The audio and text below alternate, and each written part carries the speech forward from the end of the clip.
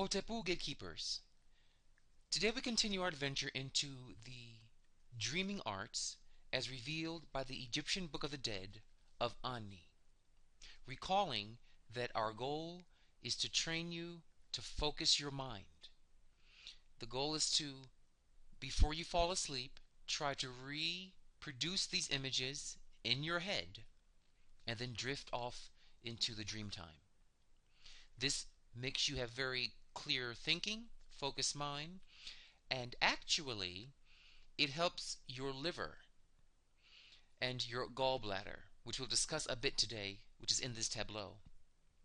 If you're having a hard time dreaming and seeing clear visual images in your mind, this may be an indicator that you have some issues with your liver meridian, or your gallbladder, because those organs deal a lot with the capacity to visualize something, to dream, to fall asleep and have rich images. If you have too many free-floating images in your dreams, that's also a signal, very likely, that there may be an issue with your liver, gallbladder, or what is known in acupuncture, your liver gallbladder meridian, called the wood element or the tree element in the Taoist healing system. So, if you think you do have something of that nature, if you tend to have a lot of red eyes, allergies, anger issues, frustration when things don't go your way on the way to a project or a goal, these are some signals that you may have a liver issue. So find a competent local Chinese doctor who may be able to look deeper to see if there are imbalances, and if so, take the prescriptions, they're organic, and you will find it's easier for you to dream at night, okay? So we move into this tableau. Now this tableau has these figures here in the top row. We'll ignore the writing down here, just the drawings of the figures. And we actually have, from the last video, I discussed the final scene in the last tableau, which dealt with the 4 canopic jars, and it showed a man's head rising out of the tomb as he's holding 2 ankhs. The 4 canopic jar figures we discussed, the jars that contain the organs of the deceased, are actually part of this text that we see on the screen now. So we have here, imagine we had in front of this figure the 4 gods from last video, the 4 canopic jar gods, called Imset, Hapi, Duamutev, and Kebsenuf. Then we add to those 4, 1, 2, 3 here. Okay? 4 plus 3 is 7. What this tableau with the canopic jars is talking about are your chakras. We're now really getting deeper and deeper into your chakras. These are centers of intense psychic, spiritual, physical power within your subtle bodies, along your spine, and throughout your meridian structures, your acupuncture meridian structures. Okay, so the 4 canopic jars correspond to your organs.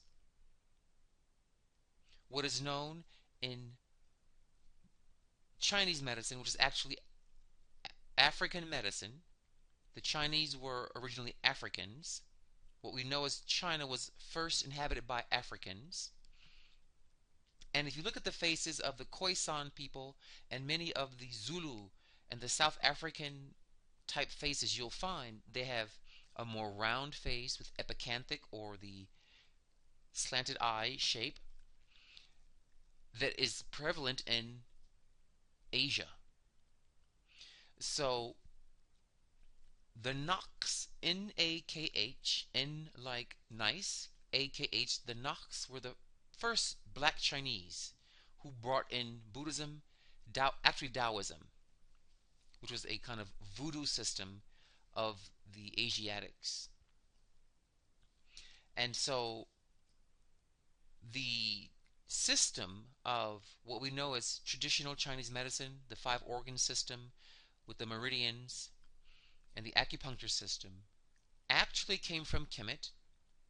It was brought to the Kamau, the blacks of the Nile Valley, through the gay shamans who studied the stars of Orion. It is actually an Orion technology because each constellation, each star, is an island of information and energy. So when you tune in through trance to a star or a star cluster or constellation, you can access the information in those lights. Those lights transmit data. That's how you become enlightened. You look into the lights of the sky, the stars, and you find what light of wisdom is being transmitted in those lights. Enlightenment to us, to Kamau, is literally looking into a star and its light and understanding the information that light is transmitting. Enlightenment to us is not sitting under a tree and meditating for 20 years or reading a book or doing a few yoga moves. It's doing very intense work on the lights in the sky, the lights, the stars, and going into those lights while dreaming or through meditational trance. So, the Orion Constellation, when you tune into it, you start getting information that resembles extremely uncannily what is known as traditional Chinese medicine. Osar was the first deity, they said, that taught humanity how to farm. But the body in ancient Kemet was called the sacred field. And the blood was the river, were the rivers, and the organs were the plots of land, and this whole metaphoric rendition of the human anatomy as a field to be cultivated. This you know as Tantra. This you know as alchemy. So, the four canopic jars, your main organs, and these three gods, 1, 2, 3. This god's name is Ma'atefe, yes, which means he sees his father, he who sees his father. This one here, his name is Kiribukfe. Kiribukfe, which means he who was under his moringa tree. And here we have Herukenti Maati, which means Heru the blind. Okay? He who sees his father, he who is underneath his moringa tree, and Heru the blind. Okay. Now we don't use Heru in our system, we use Rama'a, which is an equivalent, we should say. Okay, now, the four organ jars are what they call in the Chinese system the 5 elements. We had a different way of allocating it, but it's the same principle. I know the 4 and 5 are a bit confusing, but that's a different conversation. Then you have these 3 gods here who correspond to what are called the cauldrons in the Taoist or the Naks, the black African Chinese anatomy in your basic subtle body. There is a reservoir of energy called the lower cauldron, which is basically behind your navel. It's an area of very intense energy, like the magma core of the earth. If your navel were... Imagine your navel as being 1.5 inches going in. There's a ball of fire like the magma core of the earth. That's called the lower cauldron. Then you have the middle cauldron, which is in the center of your chest at your heart chakra. Then you have what's called the upper cauldron, which is in the third eye. And that is these three figures. Herukenti Ma'ati here represents the lower cauldron. It is the instinctive cauldron. It is the place of energy that is instinctive. It can be very intelligent, but it's more reactive and instinctive. It's blind. It's a blind force. Then you have here the next deity here, who is your heart center cauldron or reservoir of energy. He who is under his moringa tree. Well, if you look at a tree, it has branches.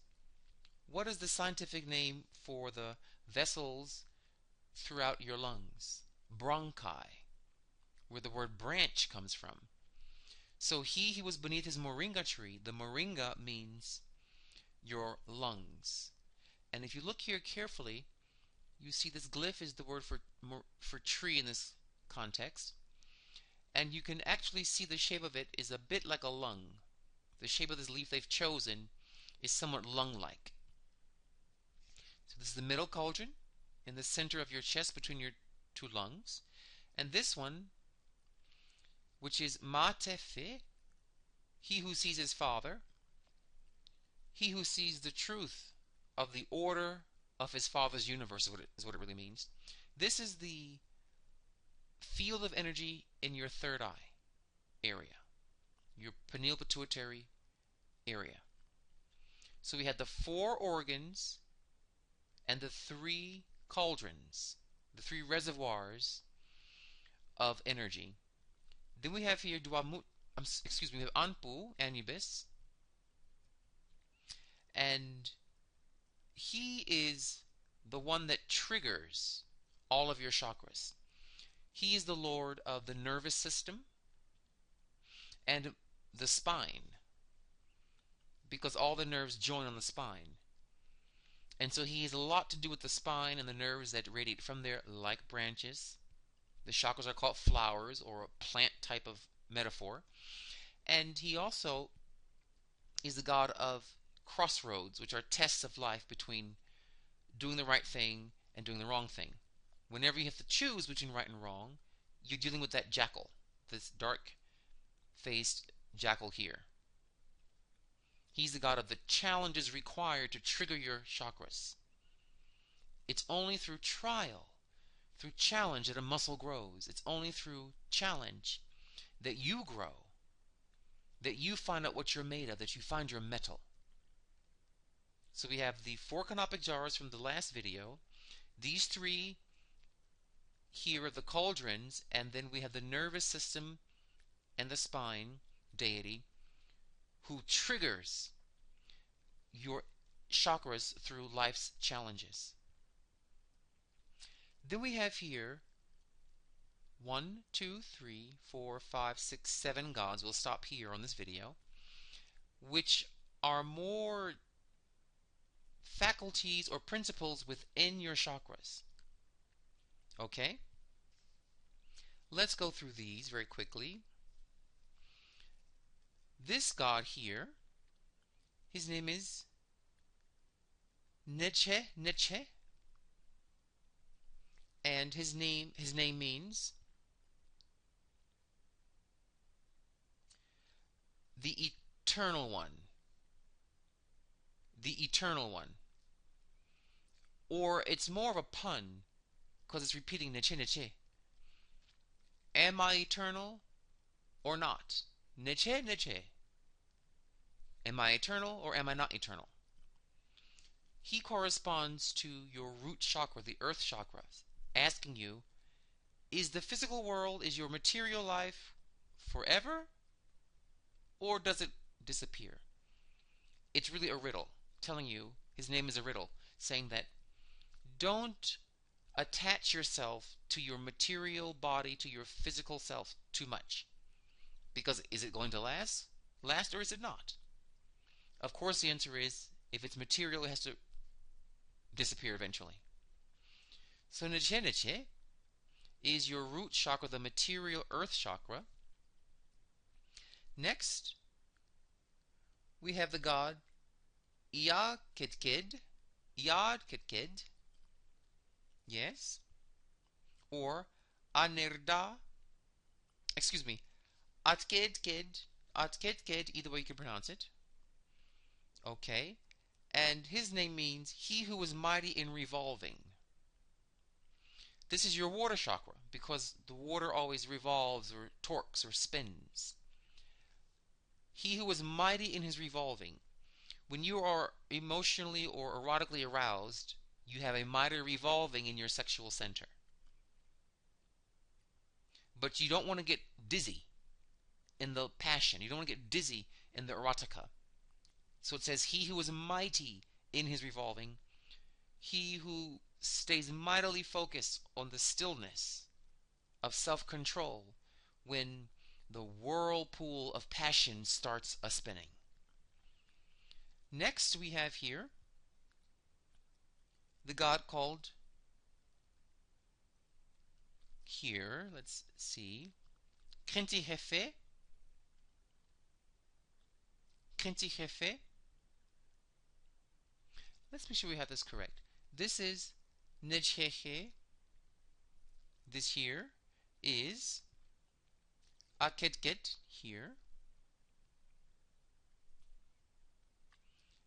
And here we have the next one.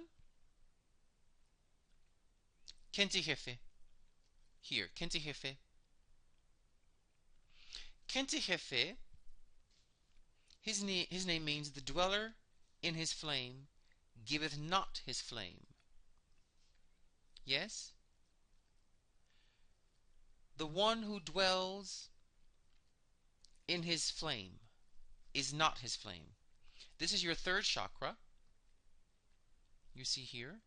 And the third chakra is the fire element in you. Meaning that when you have that flame on of the fire element, the commanding powers within you, the leadership skills, you are in your flame, but you're not identifying with it. You're not abusing it. You're not thinking, well, I am the boss and I am the one and I'm the man, big man on campus. You're allowing yourself to have the flame of authority, but you have a certain objectivity, knowing I'm not this flame, I'm just the one using the fire element to help get a job done. Okay? Alright. Then we have this god here, whose name is Ami Ununt Fe. Ami Ununt Fe. He entereth in his hour. He who is in his hour. And this is the heart chakra. Yes? This deals with, the heart chakra is a timekeeper. It is a drumbeat. Boom, boom, boom, boom, boom, boom. And in Kemet, the heart, of course, well, not only in Kemet, but in science, the heart controls the pulse. There's a link between the pulse rate, which is, you have 18 breaths per minute and 72 pulses per minute. So you have a factor of 18 to 72. 18 breaths per minute equals 72 pulses in that same minute. You reduce that, you get 1 over 4. 1 to 4 ratio. A 1 to 4 ratio controlled by the heart and its pulse, because the heart will make there to be 72 pulses in 1 minute. 1 to 4 is the same amount of degrees the Earth rotates. It moves 4 degrees. Yes? A factor of 4 degrees every minute. So a 1 to 4 ratio of the Earth's rotation, which is how we keep time. That's why it's called he who is in his hour. The heartbeat is linked to the rotation of the Earth. And there's something called the inedge, which is a nerve impulse in the ear. If you were to plug your ears, you'll hear like a very quick rhythm. That's called the nerve impulse in Egyptian, and it's also a factor that gave us seconds. That's a different video, but the heart Its pulsing rhythm links to the rotation of the Earth at the same ratio and to how we discovered the 60-second rhythm. That's why this god is called the Heart Chakra, he who is in his hour or time, which is Earth movements. Next, we have the next god here called Deshirma'a. Deshirma'a, meaning the Desher means desert or red one. It means the red-eyed one. It also means Deshirma'a can mean the one who sees in the desert. The word desert comes from the word desher in ancient Egyptian. He who is red of both eyes, or he who can see the desert, see through the desert. This is your fifth chakra of scriptures, books of wisdom, and communication. When you are in the desert of life, when things are rough, when things are difficult, if you turn your eyes, the word ma'a means eyes, towards the texts of the sacred scriptures, you'll be able to see your way through that desert. This fifth chakra deals with communication, in particular of the wisdom gods' writings about the universe, life, and the meaning of it all. And when you read holy texts, it's shown here as an ibis bird with two eyes. This is the god Tehuti, the god of wisdom. If you read the text of your destiny reading, or the text of the ancient Kemetic scriptures, and you commune with those writings, you will see through the desert, through the storm, through the hard times. Okay, next we have this god, Besma Kerech, which means basically the one who can see in the night. He who can see in the night. This is your third eye. This god is the chakra of your third eye. He's like an archangel of the third eye chakra. And his name means you can close your eyes, meaning you're in the night. You have shut off the external world, so it is like night to you. It is invisible to you. It is imperceptible to you. But you still see now with your inner sight. Yes? The flame seeing in the night. Besmam Kirech. The flame of the third eye that can see into the night. It can see beyond the physical world. It can shut off the physical world. And it's describing what happens when you go into the third eye meditations. You close your physical eyes so the external becomes dark to you, imperceptible. You go into the trance state, which is also called night, and you see things. And finally we have the god An-Emru, bringing by day, bringing forth by day. This god here, yes, An-Emru, is he shall bring things forth by day, meaning he shall be enlightened. Day means brightness, clarity, light. The sun brings day. The crown chakra is the sun crown, the enlightenment, the ultimate enlightenment in your consciousness. So, what you can do is look at these gods, look at their colors, yes, look at their positions. Notice they are all in this kind of amorphous squatting position. Yes, mummified. This refers to the fact that you have to purify your chakras, and you've got to bring them to a place of peace, a place of stillness or balance. If you were to try sitting in this pose yourself, you'd have to be very balanced, very focused, very relaxed, but very much in a concentrative mode.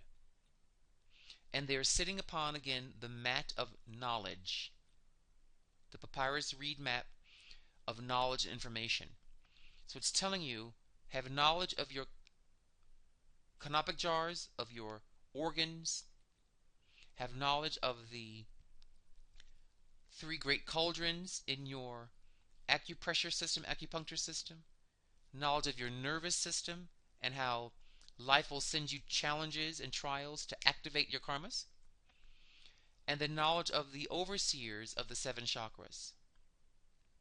Note they all have green hair, meaning the chakras are green. They're doing good things. They are productive. They are healthy. Yes? And this is key. Okay? So, that's your work. Simply try to lay down and visualize these things. Just keep trying. Keep trying each time we have these new videos up. You'll get it. Just hang in there. Don't give up. And know that this tableau is very important for your liver, because if you're having a hard time dreaming or seeing your life's goals and dreams, then you have maybe a liver block, maybe liver too toxic and needs flushing or purification. Check with a professional Chinese doctor to confirm this, a reliable one. And if you clean your liver out, you'll find it's much easier to do these dreaming meditations each time they're posted online. May you awaken in the dream world. May you not die the second death. The second death, the first death is when you fall asleep. You're dead to the world. The second death is when you fall asleep in the dream world. You're not even aware you're dreaming. So your physical body kind of dies to the outer world. That's the first death. But you don't want your astral body to also fall asleep as the second death on the dreamtime worlds. So, enjoy dreaming. Dwawen Putuapo.